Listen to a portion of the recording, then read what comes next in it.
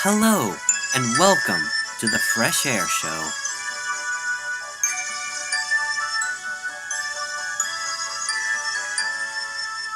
What is up, guys, and welcome to a brand new season of the Fresh Air Show. Hello! Happy New Year, everybody! Happy New Year! Yep. 2018. It was quite an amazing year. One of them being is that a delightful little podcast was created the same time last year, and yep, it's been a whole year since we've done the Fresh Air Show, and we're doing it all again. So, Yes. have you guys been since the last podcast? So you're right. Yeah, same as usual. Yeah. Oh boy. Christmas has been pretty interesting. I got a new computer chair, so no more squeaky interruptions when I'm recording, so that's good. So, tell us, what else did you get for Christmas? Who wants to go first? I'll let you go first this time, Brian. I usually go first. Okay, I got a nice pair of boots. Alright. Oh, nice. I got some fluffy socks. I got some new art supplies from my dad, which is nice. Nice.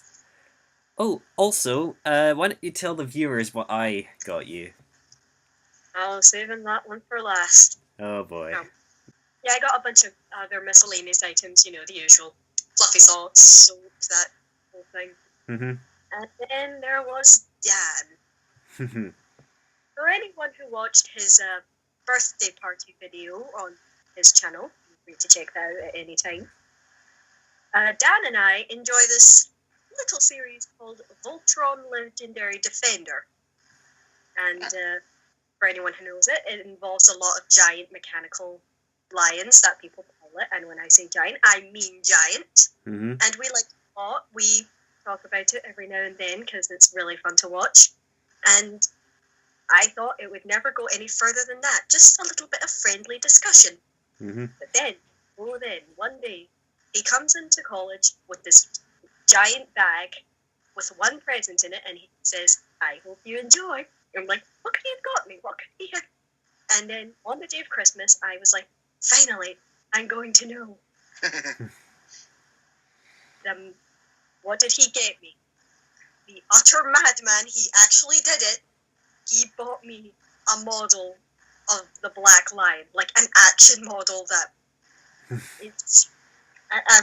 Hopefully, I'll be able to get a picture sent to Dan so he can put this up here. Yeah. This is here. Mm-hmm. That would be cool to see. Yep. Yeah, and it's like he actually did it. The absolute madman. Well, I haven't yeah. seen this series. That'd be interesting Good. to go look it up.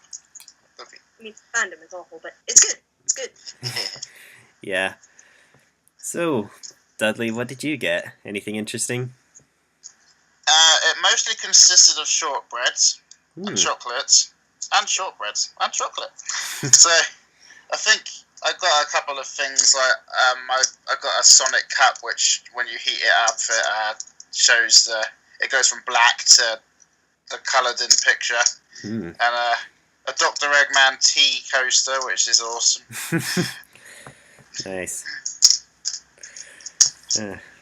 Well, but another thing that happened in December, which I did bring up in the last podcast, is that me and Rowan actually attended a wedding of one of her cousins. So, yeah, that was fun. Depends on your definition of fun. Yeah. They actually, how did the invitation happen again? Because you're a friend of mine, and I haven't had a friend in a very long time. Yeah, One that I regularly talk to. Yeah, and judging from your past experiences with weddings, I decided to accompany you because if you were going to be annoyed and frustrated, I was going to be annoyed and frustrated with you. So, yeah. Aww. Yeah. And so... It's times like this that I realise that Dan is just a little bit too good for this world. Yeah. And, You're going to be bored and frustrated, but don't worry, we can be bored and frustrated together. Yeah. I didn't actually attend the wedding. Me and Rowan actually attended the reception. Yeah. Dear God, I can just slog through another of the 5-hour vows. Yeah, and so I arrived at her house, and I was waiting on everyone to get ready, and eventually we headed out to where the reception was taking place, and it was at an equestrian centre where people could ride on horses and train them, etc.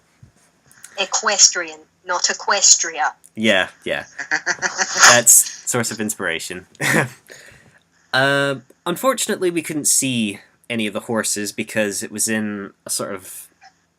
It was on the grounds of that area, so they just put us in like this building. But anyway... Did anyone say, why long face? Yeah, there weren't any horses around to warrant the joke, I'm afraid. Maybe the priest was a horse, and maybe that's why they didn't show up. I now pronounce you mare and stallion. And the place where the reception took place, it was decorated like a massive pillow fort. So yeah, it was great. Yeah, it was every juvenile's dream come true. Sadly, no actual pillows. Yeah, but there was a Krispy Kreme donut stand, so that was... Best part of the entire place, if you ask me.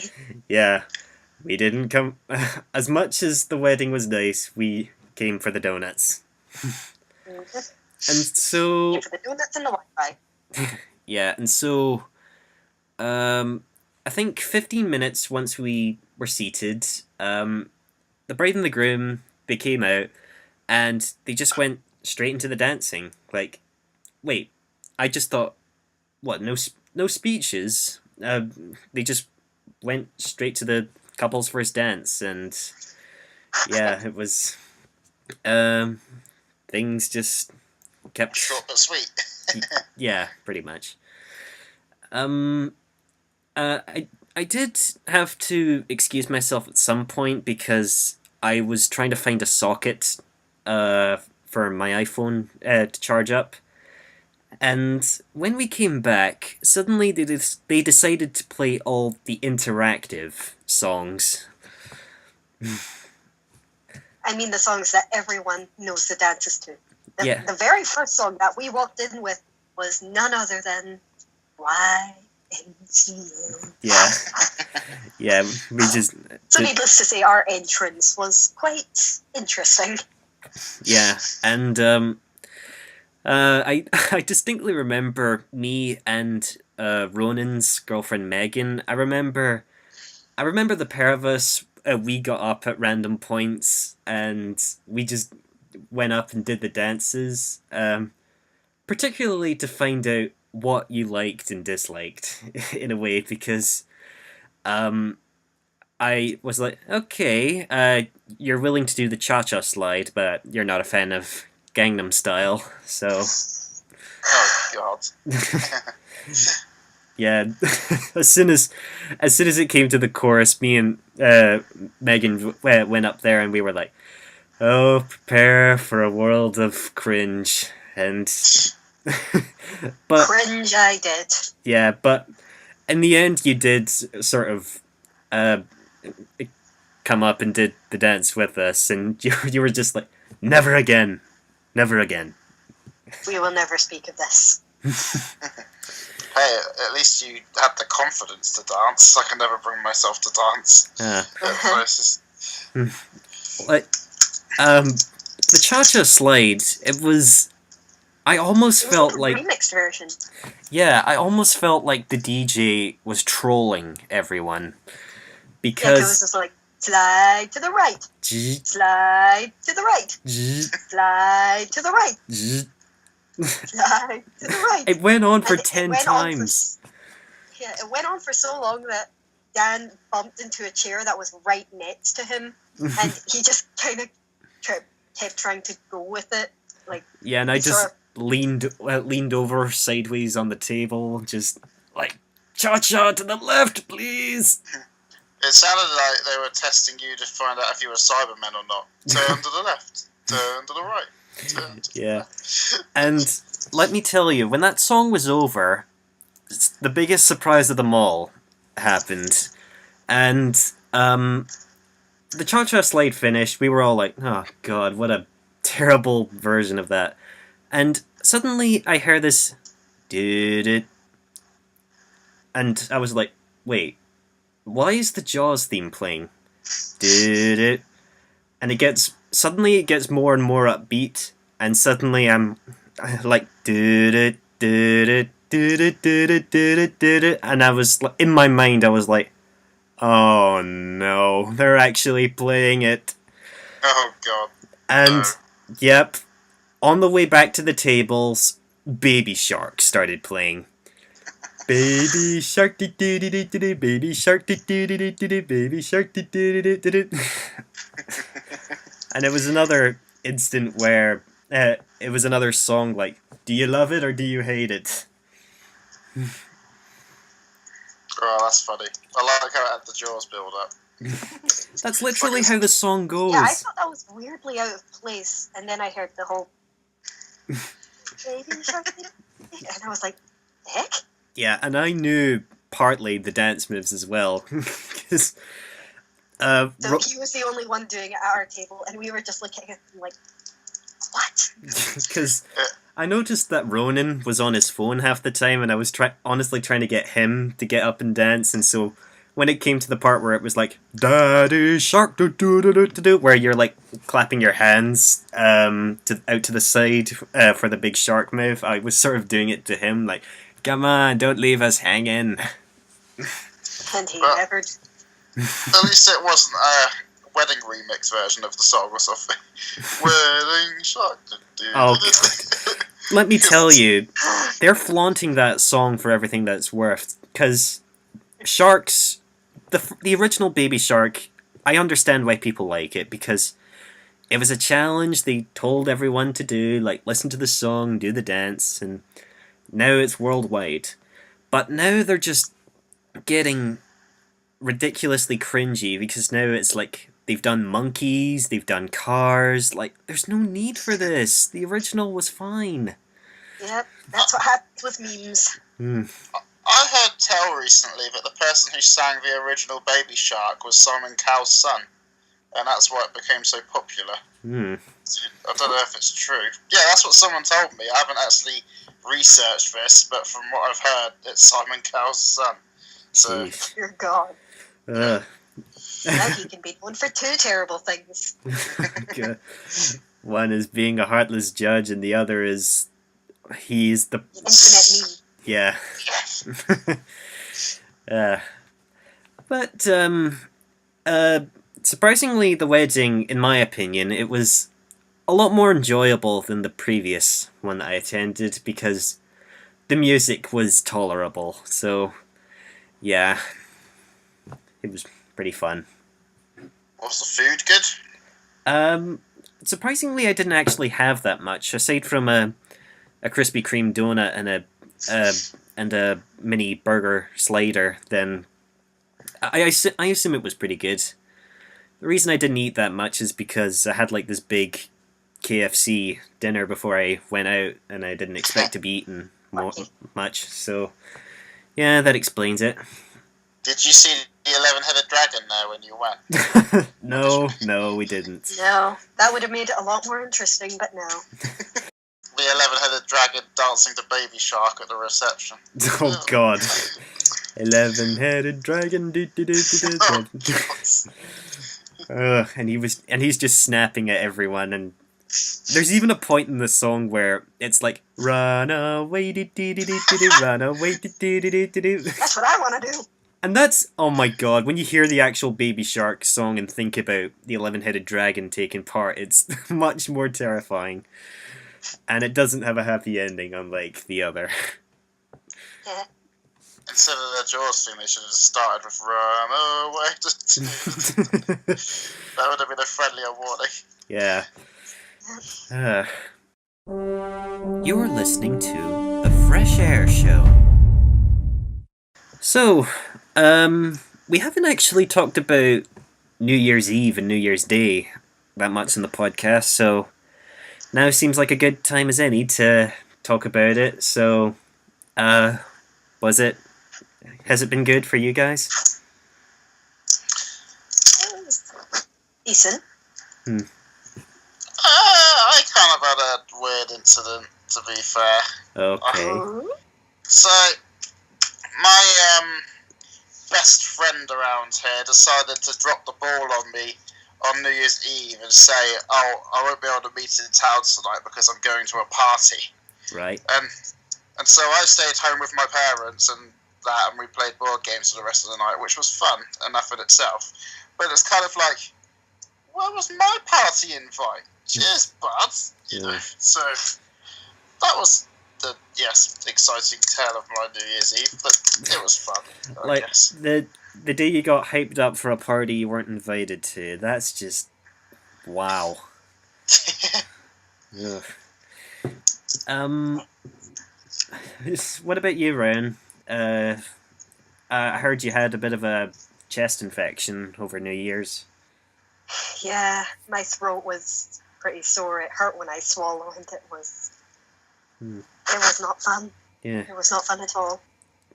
Just consider yourself lucky your main avatar's a cat and not a horse, otherwise this would have taken a really dark tone.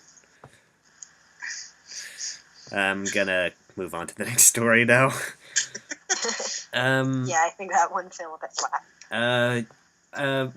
New Year's, for me, it was pretty interesting because we went to this location somewhere in Scotland. It was... I can't remember the name, so I'll just import it here. So I can remember. Knapdale. And unfortunately it didn't have any Wi-Fi, but I honestly wasn't really in need of Wi-Fi. I fancied getting away from the internet for a bit and getting some peace.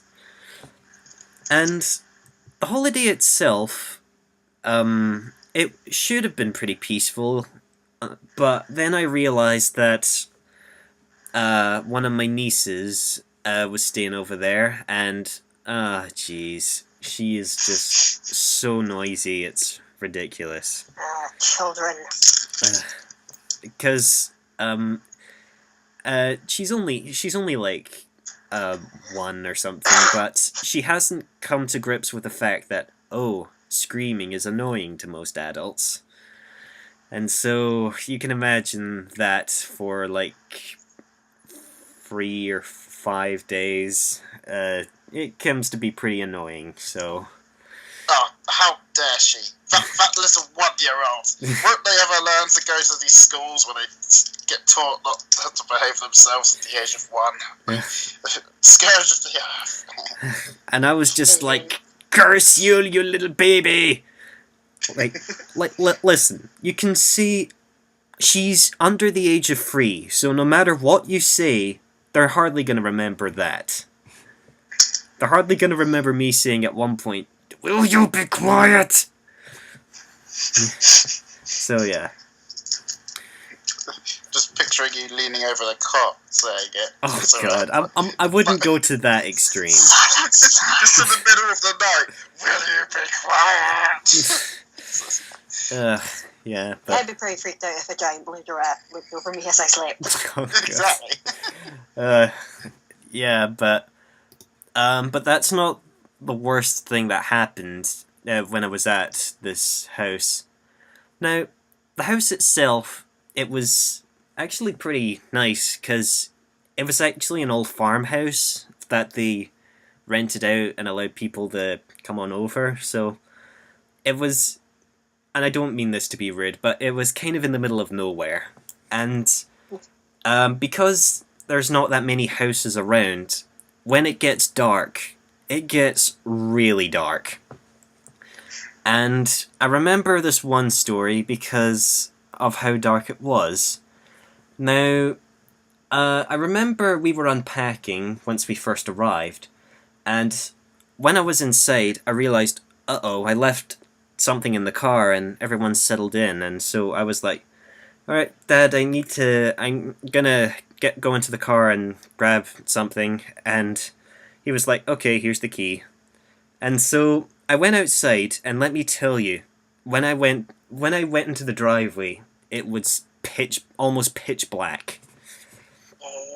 And not even the light from the house could shine light on the situation. And so I went up to the car and I unlocked it and I got my things. And unfortunately, I didn't have a torch or light with me because I didn't know how dark it was going to be.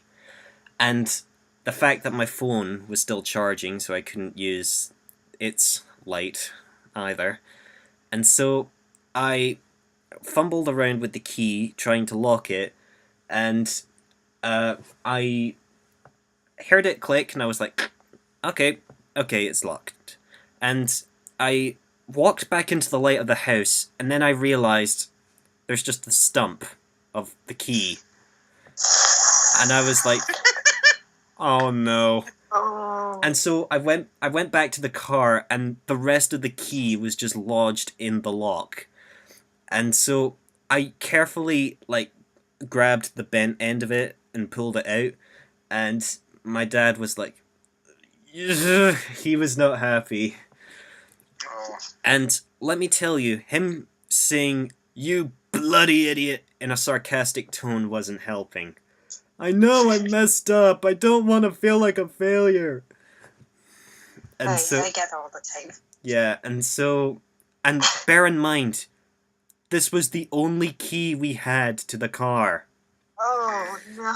And so they literally had to call one of our relatives to bring up a spare key, and it was like a 3-hour drive or something, and it was like, oh god, what have I done? And it wasn't even worth it. I only went back in there to get a portion of chips that I hadn't eaten from dinner, and I was just like, ugh, what's the point? Are you ready for an embarrassing story from me regarding keys that I might have told? Yeah. So, this was my second car, right? And I only had one set of keys for it. And it had an immobilizer. So, when you stop the car, it kind of beeps 3 times. So basically, if anyone tried to steal the car, the engine would cut out on them. But it also, you could lock the car by lifting the handle of the car and shutting the door, instead of actually putting the key in the keyhole and doing it, right? And I got a bit too used to doing that. So, one morning for work, I got out of the car, shut the door with lifting the handle, shutting the door, locked it, goody gumdrops, and then went and did my work shift.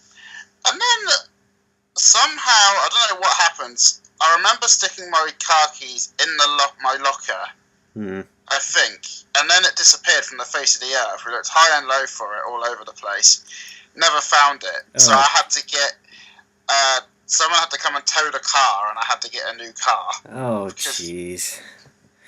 Aww. So the lesson to be learned is always have a spare key. I think one time I actually locked the key in the car by accident that way as well, but I managed to rescue it. Oh, God. The only way my incident could have been worse is that if I had successfully locked the car and it broke, because thankfully, I think what happened was I was trying to lock it, but it broke before I could, and thankfully, because it was unlocked, they could still get in and, sulk, I guess. That's good then. At least I managed to get in. Yeah. I've had mornings when I've left for work here because I live out in the middle of nowhere, and our gate has a padlock on it. I have to unlock before I go out. And bear in mind, it's 3 o'clock in the morning, so it's like pitch black and stuff. And it was like frosted over, and I stuck the key in, and I was trying really hard to open it. It refused to open. I'm like, I need to go to work. And at one point, I bent the key a little bit trying to turn it, and I was like, oh my god! Ugh, it's always terrible when that happens. But I guess there is some positivity in the New Year's house story. Is that at one point during the holiday, everyone was posed together to take a picture together, like, we were here, #NoFilter or something. And so, because it was like this old farmhouse, there was like all this old rotten or old lawn garden furniture, I guess, and they were looking for a good place to act as a tripod. And I remember they found like this little stone pillar near the fence. I'm not sure what it was for, but they decided to place like this high-tech camera there, and everyone was posed together, and they decided to take like 5 shots, you know, like take 5 perfectly good shots so you can decide which one's the best. And the first 2 looked pretty good. Then on the third one, you could see my dog Oscar's tail coming up from one of them. And in the next one, you could see everyone laughing hysterically with Oscar's body more in view.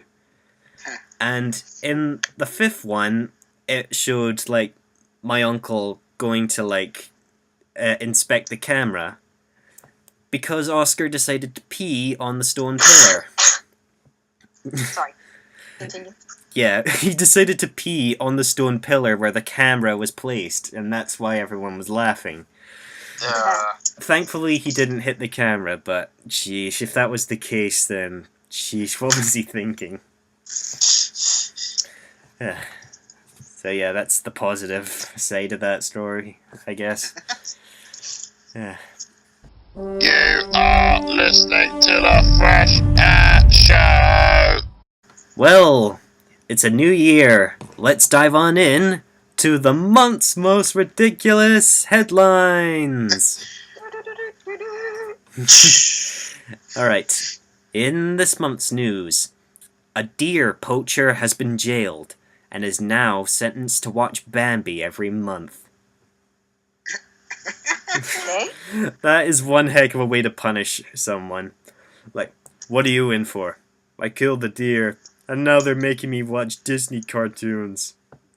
But once a month? Yeah. He has to watch it once a month? Yeah, as if...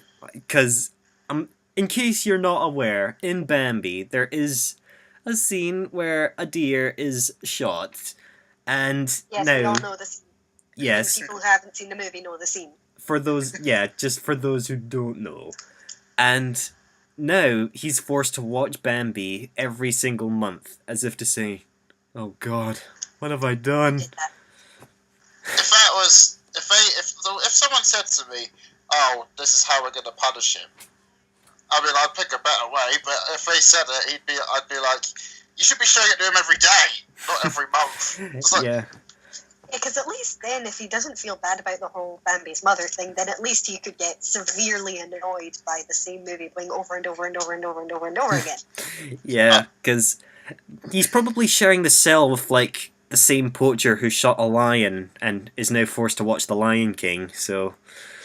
I've heard that in some countries, the most awful criminals locked up, while they're in there, they have to listen to "I love you, you love me" from Barney. We're one big yes, and I thought, isn't that just encouraging them to be more violent? I mean, if they're life sentence, but yeah, but when they come out, they're gonna want black. Just like. I don't mean to be a downer, but I'm not sure that'll affect everyone in the prison. But I can see why people would think to play, you know, I love you, you love me, let's be better people. That sounded like Arnold Schwarzenegger was singing it. First. I can't do the accent. Alright, I'll probably work on that, see if Arnold can make a cameo in the next one or something. Alright, here's the next headline. This one happened to be set in December, so I'm just gonna bring it up now. A mother has treated her daughter to a B&M Garfield advent calendar, only to discover that her daughter was eating catnip. Hey, Rowan, that's perfect for you.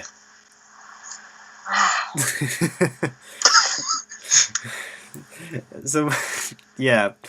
Apparently, she had given her daughter a cat's advent calendar filled with catnip.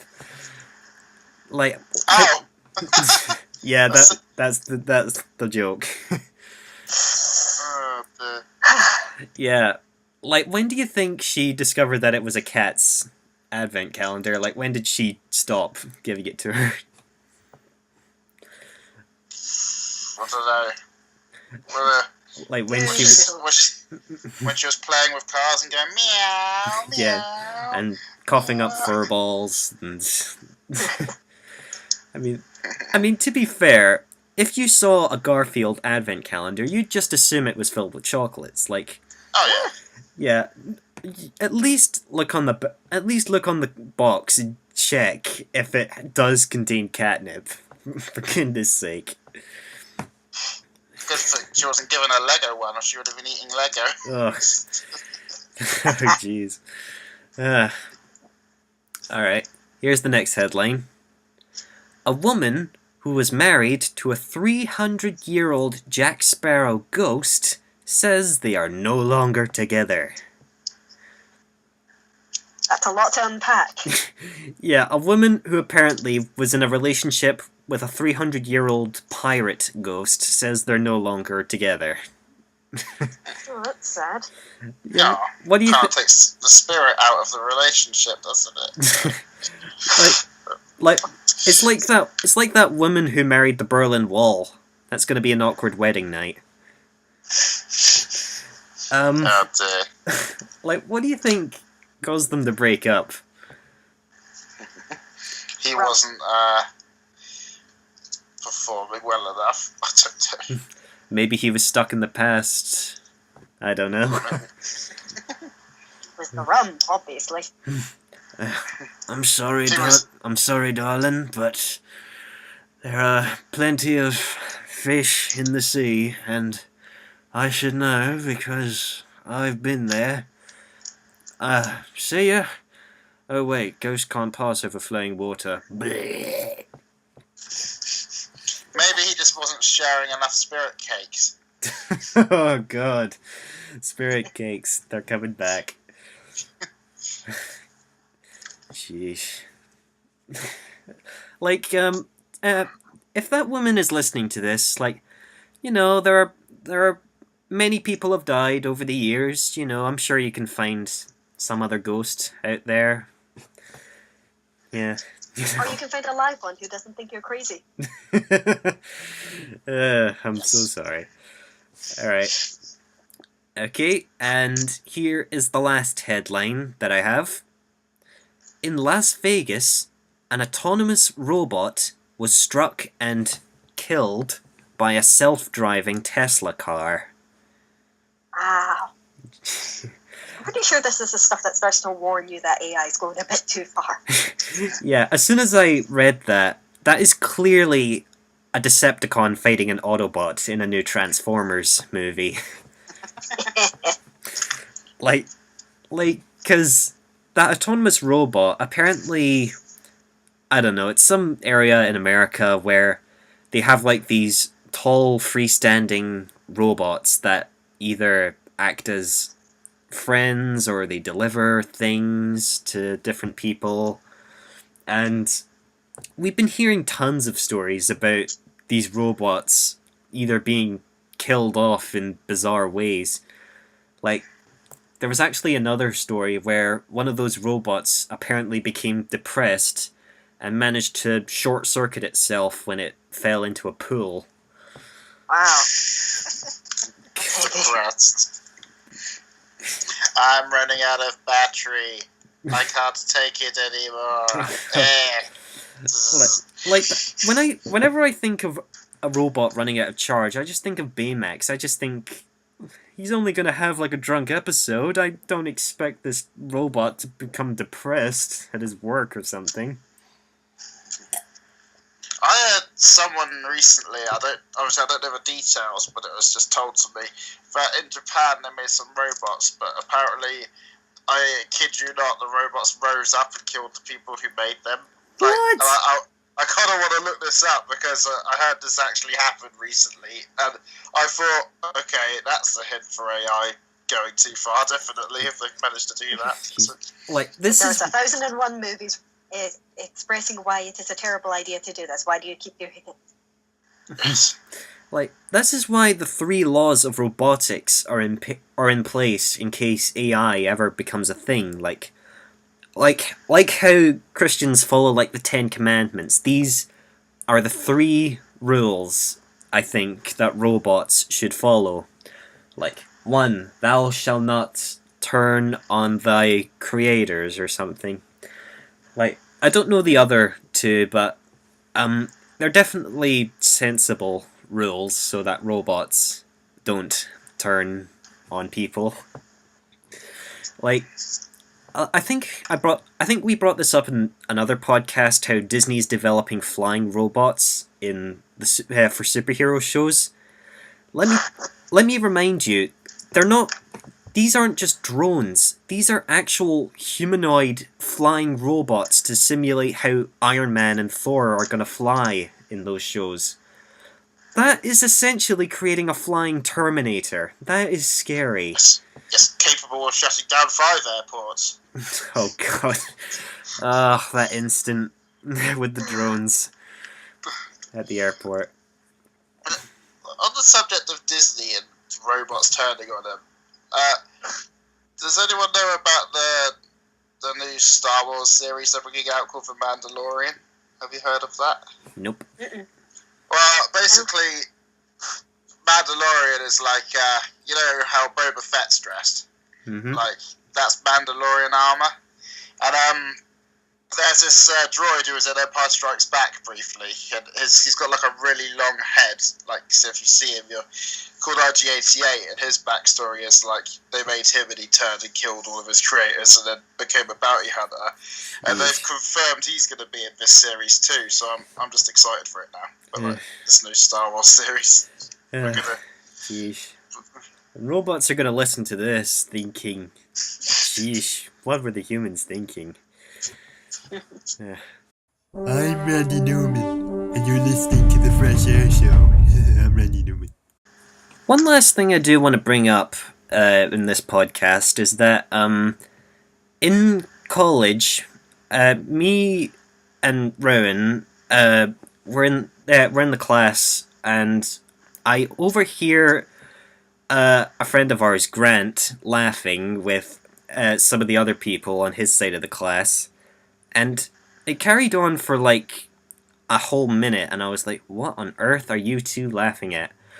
And he basically went on to explain that a friend of his had a daughter named, wait for it, Sapphire.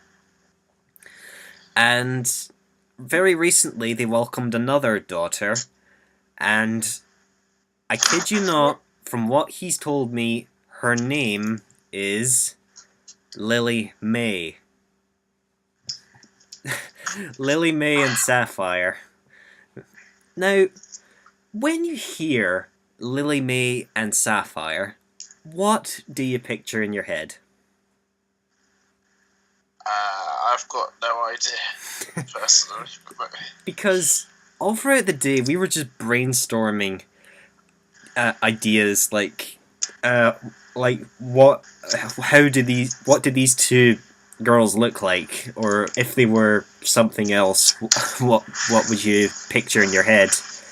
And eventually it came up with maybe they were both Western, Southern girls who lived on the range, and they had eventually it came to we visualized them with gaps in their teeth, wearing dungarees and playing the banjo. Like, Howdy, y'all. My name is Lilly May. It's my sister Sapphire. hi y'all. Like it was just ridiculous how much of a description we came up with these two. Like, if your names are actually Lilly May and Sapphire, we sincerely apologize. Just pretend it's someone else, like everyone else. But you have to admit, they're very odd names. Come Yeah. on. Yeah. Lilly May, it's just such an old-fashioned name to be calling someone. Sapphire sounds like an awesome name, though, I think. Yeah. Now, I only know one character whose name's Sapphire, and she is in Steven Universe.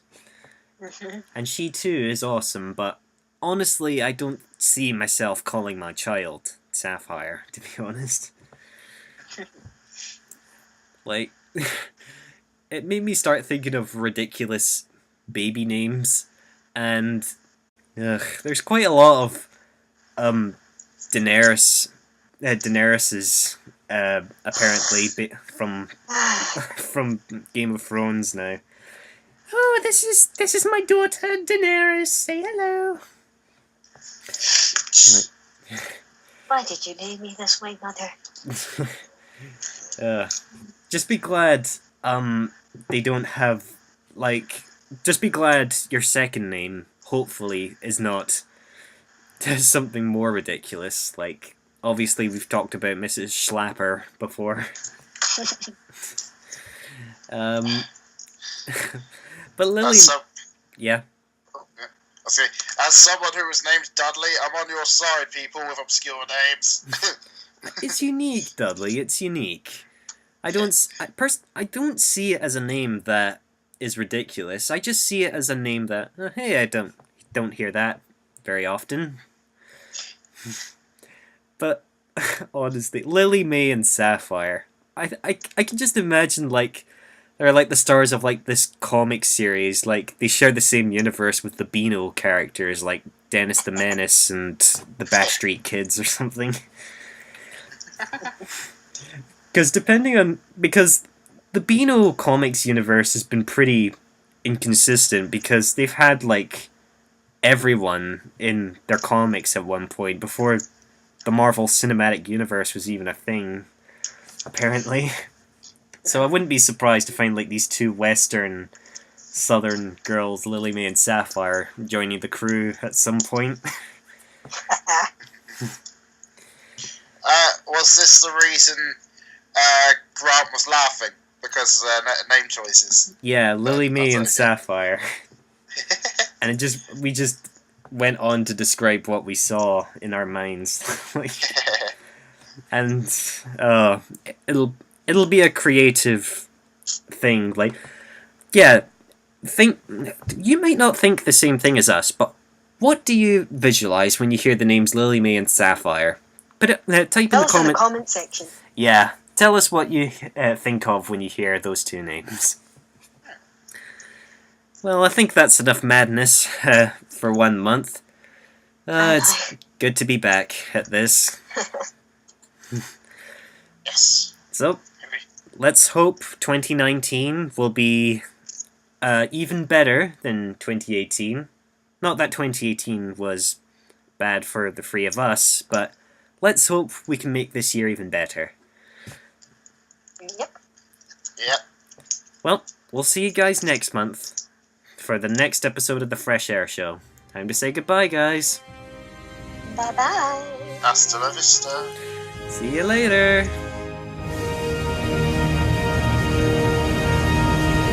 You've been listening to The Fresh Air Show. Leave a comment down below or email Fresh Powder. See you next month for a whole new slew of content. I'm talking really fast right now because that's what they do at the end of the radio shows.